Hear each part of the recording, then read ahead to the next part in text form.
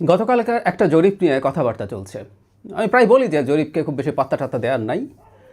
আমরা যার যার সাথে যে জরিপটা মেলে তারা সেই জরিপটাকে হাইলাইট করার চেষ্টা করি, কিন্তু আমি বহুবার বলেছি আমি ভারত থেকে দেখেই বুঝি যে আমরা এই অঞ্চলের জরিপকে রিলাই করার কিছু নেই। 24 সালে ভারতের জরিপের প্রেডিকশনগুলো হাস্যকর ছিল, যাদের দীর্ঘদিনের নির্বাচন এবং গণতন্ত্রের প্র্যাকটিস আছে। তো যাই হোক, তারপরও যেটা হচ্ছে, এই জরিপটা আবার জামাতের জন্য ভীষণ আশাব্যঞ্জক। হাড্ডাহাড্ডি লড়াই, মানে এখানে যা দেখা যাচ্ছে ইভেন জোট জিতে যাবে, জামাতের জোট 11 দলীয় জোট, সেটা খুব ভালোভাবেই দেখা যাচ্ছে। আমরা একটু জরিপের রেজাল্টটা দেখি, সমালোচনা আছে, আলোচনা আছে, এর সাথে জামাতের সাথে অ্যালাইন বা ছাত্র শিবিরের সাথে অ্যালাইন বা এক্স শিবিরদের সংগঠন আছে এর মধ্যে, সেই কারণে এটাকে অনেকে বাতিল করে দিতে চাচ্ছে। যাই হোক, সমর্থনের ব্যাপারটা বলি, তারও আগে একটু বলে রাখা ভালো, ভোটের পার্সেন্টেজ আর আসলে আসন জেতা একই জিনিস না। আমরা যেহেতু ফার্স্ট পাস দ্য পোস্টে আছি, এটা আমরা মানতে প্রস্তুত। আমি অনেক সময় বলেছি জামাতের পপুলার ভোট মানে ভোটের পার্সেন্টেজ এবার বেশ বাড়বে, কিন্তু জামাতের সিট জেতার সম্ভাবনা আসলে খুব বেশি বাড়বে না। সিট অবশ্যই বাড়বে, তাদের সর্বশেষ এককভাবে নির্বাচনের ফলাফল 96 সালে ছিল 3টি সিট, তার চেয়ে নিশ্চয়ই অনেক বাড়বে, কিন্তু ভোটের পার্সেন্টেজ যা হবে সেটাতে প্রপোর্শনালিও যা পাওয়ার কথা সেটা তারা পাচ্ছে বলে আমি মনে করি না। যাই হোক, জরিপে দেখা যাচ্ছে বিএনপির সমর্থন মানে বিএনপিকে ভোট দিতে ইচ্ছুক 34.7%, 33.6% ভোট দিতে চায় জামায়াতকে, মানে 1.1% মাত্র মার্জিন।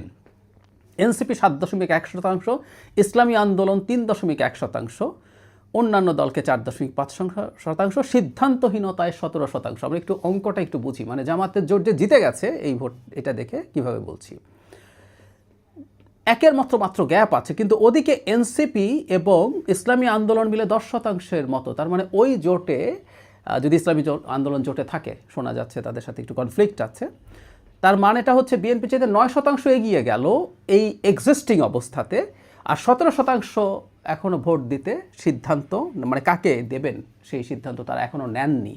মানে বিএনপিকে এই 9% কভার করে 17%-এর মধ্যে 10-11% ভোট পেতে হবে। আবারও বলছি, এটা হলো ভোটের ব্যাপার, যে তার অংশ না, কারণ হলো বেশি পপুলার ভোট পেয়েও পরাজিত হওয়া খুবই সম্ভব এক্সিস্টিং সিস্টেমে। তারপরও মানে তারা অনেক জিতে যাওয়ার প্রবাবিলিটির কথা বলছি। যাই হোক, কিভাবে দেখব, কেউ একটা কথা বলার চেষ্টা করছেন যে এখানকার একটা সংস্থা আগে ডাকসুর নির্বাচন নিয়ে একটা ভালো প্রেডিকশন দিয়েছে, তাদের যে পোল হয়েছে সেটাকে সমর্থন করেছে।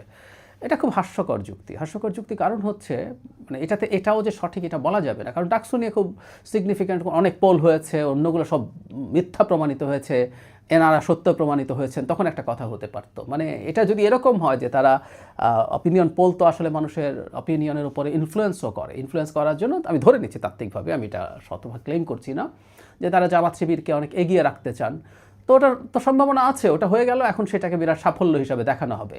মজার ব্যাপার, ডাকসু নির্বাচনে যখন প্রচুর শোরগোল হচ্ছিল ছাত্র শিবির জিতে যাবে এই আলাপ অনেকেই করেছেন, অনেক বিশ্লেষক করেছেন, আমি নিজেও ছাত্র শিবির জিতে যাওয়ার সম্ভাবনা অনেক বেশি সেটা বলেছি। ছাত্র শিবিরকে ভোট না দিতে অন্য যে কেউকে ভোট দিতে বলেছি, এটা আমার একটা পলিটিক্যাল ইডিওলজিক্যাল কারণে।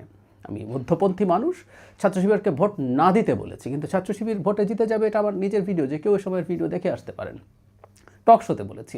তো তাহলে ওই জরিপেরও প্রশ্ন হচ্ছে বাইরে থেকেই আসলে বোঝা যায় কি হতে যাচ্ছে, আমরা সেটাই বললাম। সুতরাং ওই মেলাটাকেও অন্যভাবে দেখার কিছু নেই। অ্যাট দ্য সেম টাইম যে এই জরিপের সাথে যদি অন্যান্য অনেক জরিপ, যেমন ধরুন একটা জরিপ আসলো কয়েকদিন আগে, 70% বিএনপিকে ভোট দিতে চায়, 30% জামাতকে ভোট দিতে চায়, এই ধরনের একটা আসলো।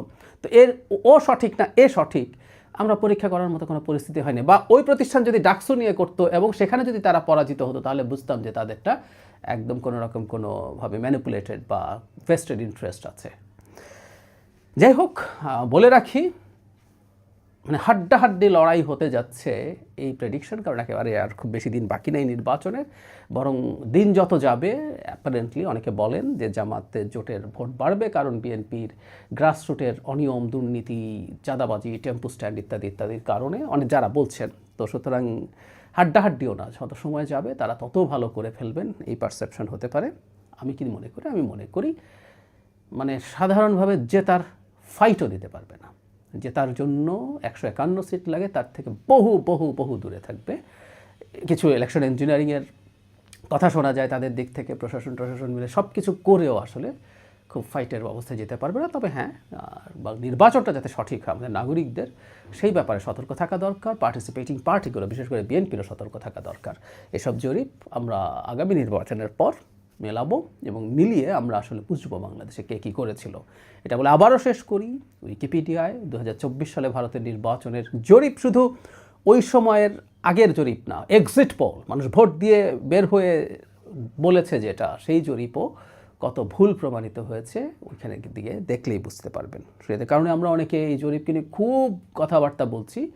আমি অন্তত ওই উদাহরণটার কারণেই আর গুরুত্ব দেই না। আমি ওই ভারতের কথা বারবার বলি, কারণ হচ্ছে বাংলাদেশে এই জরিপের কালচার, নির্বাচনই ছিল না, জরিপ আর কী হবে। সুতরাং এগুলোকে আসলে খুব বেশি পাত্তা দেওয়ার কিছু নেই।